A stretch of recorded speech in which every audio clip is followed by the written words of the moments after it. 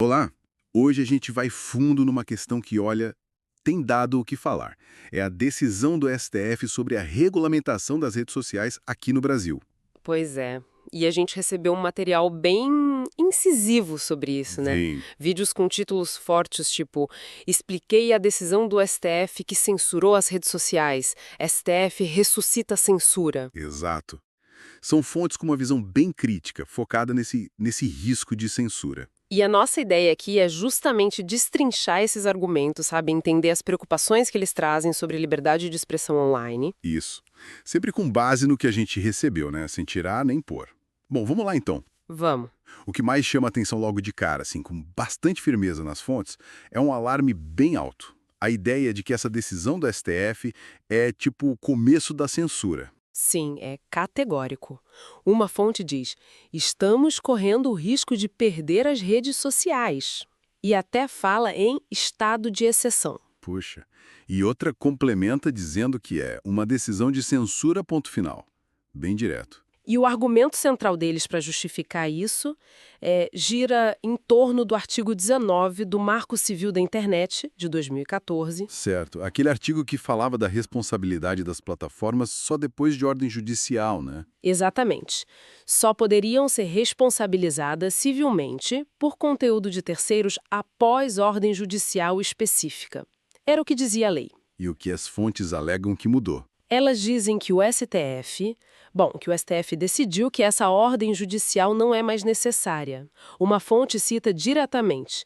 O STF disse: agora não precisa mais de ordem judicial para derrubar a postagem. Quer dizer, bastaria uma notificação, tipo extrajudicial. É o que eles afirmam, que bastaria essa notificação extrajudicial. Entendi a mudança na interpretação legal que eles apontam, mas como isso vira censura na prática, segundo essa visão? Aí que está o pulo do gato segundo as fontes.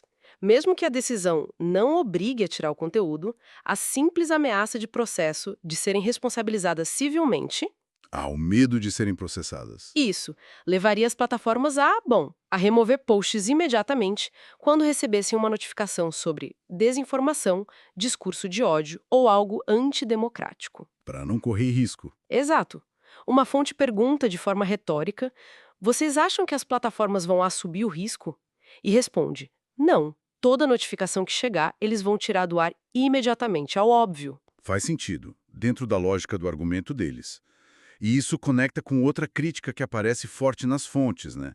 A definição desses termos. Precisamente. A falta de definição legal clara. O que exatamente é desinformação? O que configura discurso de ódio ou fala antidemocrática para a lei? Hum, A crítica é: sem uma lei definindo isso, qualquer coisa pode ser denunciada como tal. E aí as remoções poderiam ser, arbitrárias. tem até um exemplo que eles dão, né? Sim, um exemplo bem provocador. Dizem: falar que o Haddad está taxando de forma excessiva o povo a discurso de ódio pro Haddad, para ilustrar como seria subjetivo na visão deles. Entendi. E além dessa questão do conteúdo em si, tem críticas mais institucionais também, né? Sobre o papel do STF nisso tudo. Tem sim. Uma acusação bem séria de que a corte estaria usurpando o poder do Congresso, que legislar sobre isso seria tarefa dos deputados e senadores, não dos ministros. Falam em desrespeito à Constituição. Isso, especialmente ao artigo 5º, que garante a liberdade de expressão, chegam a dizer que o STF virou o órgão que governa o Brasil literalmente. É uma fala bem forte. Nossa. E eles também pegam falas específicas de ministros para reforçar essa narrativa, né? Exato. Citam uma suposta fala atribuída a Gilmar Mendes sobre admiração pelo regime chinês. Nós todos hoje somos admiradores do regime chinês. E interpretam uma fala do Barroso Qual fala? sobre impor à plataforma um ônus da remoção, ela fazer a censura. Eles leem isso como a criação de um sistema de automatização da censura, quer dizer, a plataforma sendo forçada a censurar preventivamente. Puxa, é uma leitura bem sombria do cenário. E diante disso tudo, qual a saída que essas fontes apontam? O que elas propõem? Olha, eles miram no Senado Federal. A aposta é eleger uma maioria qualificada lá em 2026. Falam num Senado de 23. Para que exatamente? Para ter força para como eles dizem, frear os excessos do judiciário, usar os poderes do Senado, tipo fiscalização, talvez até impeachment, como forma de controle.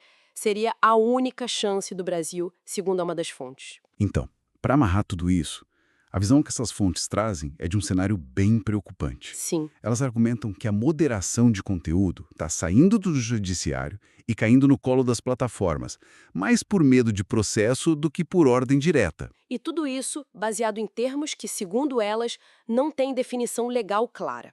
O resultado: censura e um baque na democracia. É essa a leitura delas. E se a gente pensar num quadro mais amplo, o que essas fontes mostram é um conflito grande sobre quem, afinal, manda nos limites da liberdade de expressão online, né? É o judiciário? É o Congresso? Ou são as próprias plataformas, pressionadas? E exatamente. E isso joga pra gente uma questão para pensar, né? Como é que a gente equilibra a proteção de direitos e a prevenção de danos online? Especialmente quando os próprios conceitos, como desinformação ou discurso de ódio, são tão disputados. Fica aí a reflexão.